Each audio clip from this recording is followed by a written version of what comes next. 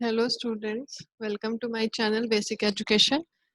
आज हम पढ़ेंगे चैप्टर 8 साइंस का, क्लास 8th का, that is cell structure and function. Okay, we all know that cell is the basic unit of living organisms. Okay, cell is the structural and functional unit of an organism.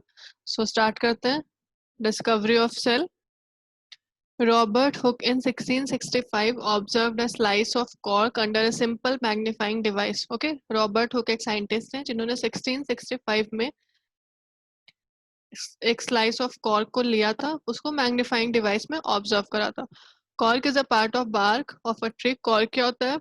It is a part of a bark of a tree. Tree के bark का एक part होता है। Okay, he took thin slice of cork and observed them under a microscope. उन्होंने cork का thin slice लिया और उसको माइक्रोस्कोप में ऑब्जर्व करा। यहाँ पे दिखाया गया उनको माइक्रोस्कोप में किस तरह के ऑब्जर्वेशन मिले। ओके, उनको माइक्रोस्कोप के अंदर कंपार्टमेंट्स लाइक स्ट्रक्चर मिले। ओके, बॉक्स लाइक या कंपार्टमेंट लाइक स्ट्रक्चर उन्हें दिखे। Okay, he notice that one box is separated from other. एक बॉक्स दूसरे बॉक्स से सेपरेटेड था by the wall. Okay, so cells of, अब यहाँ से हुक ने सेल्स की डिस्कवरी स्टार्ट की थी। The cell, both bricks in a building and cells in the living organisms are basic structure unit. किसी बिल्डिंग में जो ब्रिक होती है, ओके, वो एंड लिविंग ऑर्गेनिजम्स में एक पर्टिकुलर सेल, दोनों ही किसी भी के बेसिक स्ट्रक्चर यूनिट होते हैं। बिल्डिंग्स में जैसे एक एक ब्रिक मिलके पूरी बिल्डिंग्स का फॉर्मेशन करती हैं, सिमिलरली लिविंग ऑर्गेनिजम्स में सेल्स मिलके पूरे लिविंग ऑर्गेनिजम्स का फॉर्मेशन करती हैं।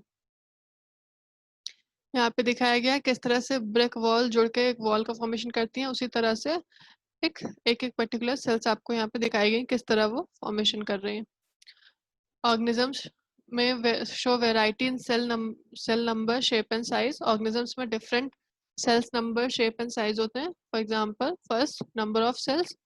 Organisms made up of more than one cells. Organism जो एक सेल से ज्यादा के बने होते हैं उनको मल्टी सेलुलर बोलते हैं। As name suggest, multi means many and cellular means cell. So multi cellular means organisms who have many cells in their body. So these such organisms are known as multicellular organisms. Okay, single cells, the single cell organisms are called unicellular. ऐसे organisms जिनमें सिर्फ single cell present होती है, एक ही cell present होती है, उनको हम unicellular बोलते हैं। As name suggests, uni means single or one and cellular means cell.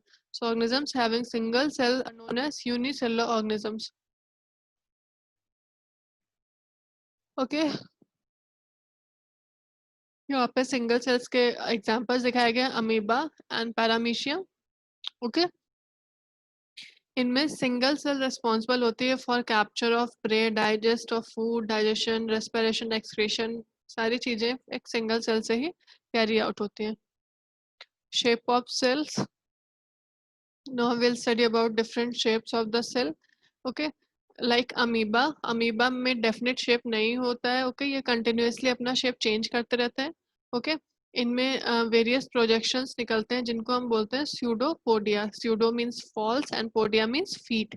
सो इनको हम फॉल्स फीट बोलते हैं, जो वेरियस प्रोजेक्शंस अमीबा में निकलते हैं जिसकी वजह से ये मूवमेंट करते हैं और अपना फूड कैप्चर करते हैं।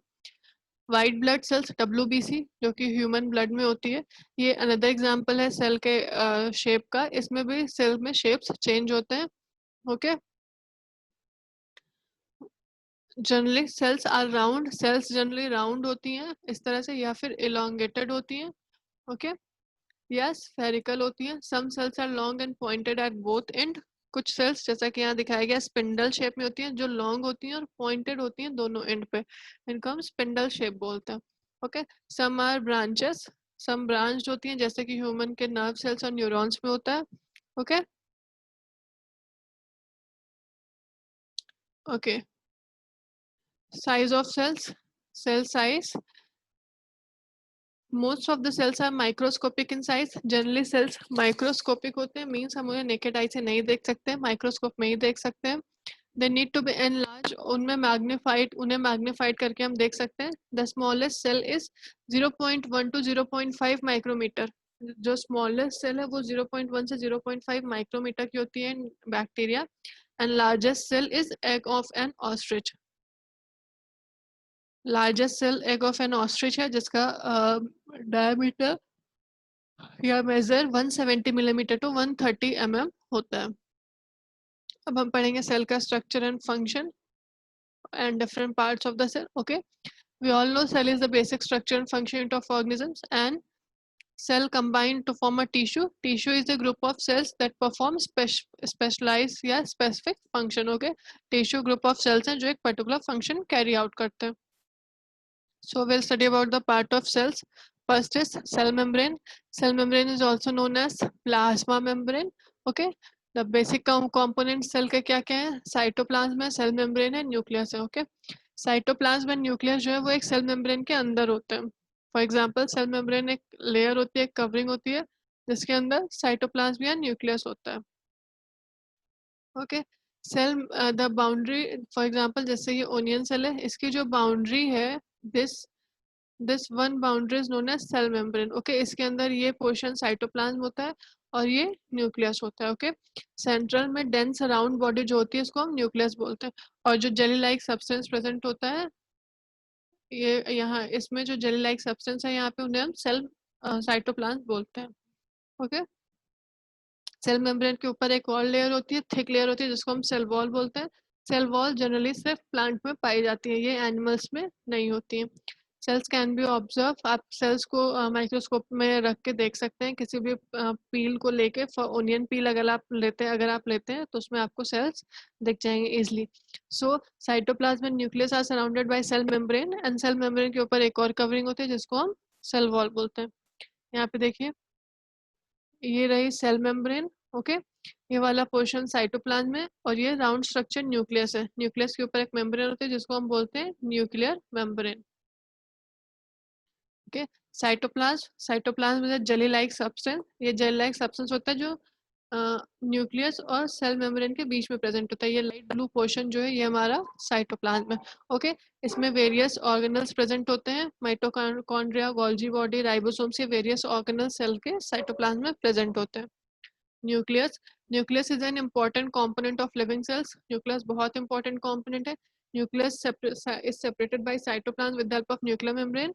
न्यूक्लियस के ऊपर एक लेयर होती है न्यूक्लियर मेम्ब्रेन जिसको हम बोलते हैं, वो न्यूक्लियस को साइटोप्लाज्म से अलग करती है. ओके, न्यूक्लियस के अंदर हम स्फेरिकल बॉडीज देखेंगे जिसको हम न्यूक्लियोलस बोलते हैं. अगर हम माइक्रोस्कोप के अंदर देखेंगे तो हमें न्यूक्लियस के अंदर एक स्फेरिकल बॉडी दिखेगी जिसे हम न्यूक्लियोलस बोलते हैं, जिसके अंदर थ्रेड लाइक स्ट्रक्चर हमें दिखाई देंगे. और हम डीप में देखेंगे तो उस न्यूक्लियोलस के अंदर थ्रेड लाइक स्ट्रक्चर दिखेंगे जिसको हम क्रोमोसोम बोलते हैं. सो न्यूक्लियस के अंदर हमें स्फेरिकल स्ट्रक्चर मिले जिसको हमने न्यूक्लियोलस का. अब न्यूक्लियोलस के अंदर हमें थ्रेड लाइक स्ट्रक्चर मिलते हैं जिसको हम क्रोमोसोम्स कहते हैं. क्रोमोसोम्स ही जीन्स कैरी करते हैं जो ट्रांसफर करते हैं कैरेक्टर्स को पेरेंट्स से their in their offspring. Okay, gene is a unit of inheritance. Gene inheritance का यूनिट है. जीन्स ही होते हैं जो रिस्पॉन्सिबल होते हैं कैरेक्टर्स को ट्रांसफर करने के लिए from parents to their offspring. Okay, the nucleus of bacterial cell is not well organised. जो प्रोक्रियोटिक सेल्स होती हैं उनमें जो न्यूक्लियस होता है वो वेल ऑर्गेनाइज नहीं होता है. Okay, while as we compare prokaryotes में, pro means primitive and karyon means nucleus. Means prokaryotes have primitive nucleus, they have not well defined nucleus, while in eukaryotes u means true and karyotes means nucleus, they have true well defined nucleus.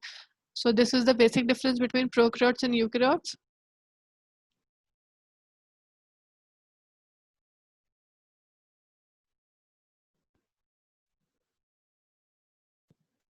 Okay, see here, यहाँ पे structure दिखाया गया आपको किस तरह से. यहाँ cell wall दिख रही है, सेल वॉल के नीचे एक सेल मेम्ब्रेन की लेयर दिख रही है, फिर उसके अंदर ये साइटोप्लाज्म प्रेजेंट है. ओके, ये बड़ा सा स्ट्रक्चर में देखने मिलता है hollow structure. It is vacuole. ये सिंगल भी हो सकता है, ये एक से ज्यादा भी हो सकता है. फॉर एग्जांपल प्लांट सेल में सिंगल वैक्यूल आपको दिख रहा है, बट एनिमल सेल में आपको एक से ज्यादा वैक्यूल देखने को मिलते हैं. ओके, ओके, अब आपको यहाँ पे न्यूक्लियस दिख रहा है स्फेरिकल.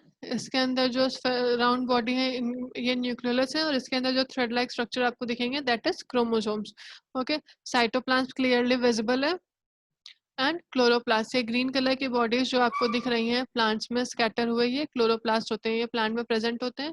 इनमें ग्रीन कलर के पिगमेंट होते हैं. ओके। जो ये स्मॉल कलर्ड बॉडीज हैं, जो ये स्कैटर्ड हैं, इनको हम प्लास्टिड्स बोलते हैं। ओके, प्लांट्स में ये डिफरेंट कलर की हो सकती हैं, कुछ ऐसी होती हैं जो ग्रीन पिगमेंट होते हैं, उनको हम क्लोरोप्लास्ट बोलते हैं। ये प्लांट में होते हैं। We all know that chloroplast is responsible for photosynthesis. Okay, so here is difference between plant and animal cell. Cell membrane is present in plant cell, yes. Animal cell में भी present होती है. Cell wall plant cell में होती है, animal cell में नहीं होती है. Nucleus is present in both. Nuclear membrane is also present in both. Cytoplasm is also present in both. Plastids is present only in plant cell, not in animal cell. And vacuole is present in both cell.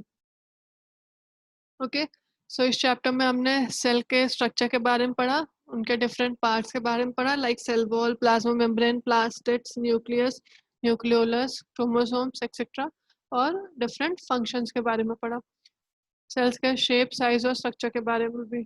तो hope आप सभी को chapter समझ में आ गया होगा। Thank you students. Please like the video, share and subscribe the channel.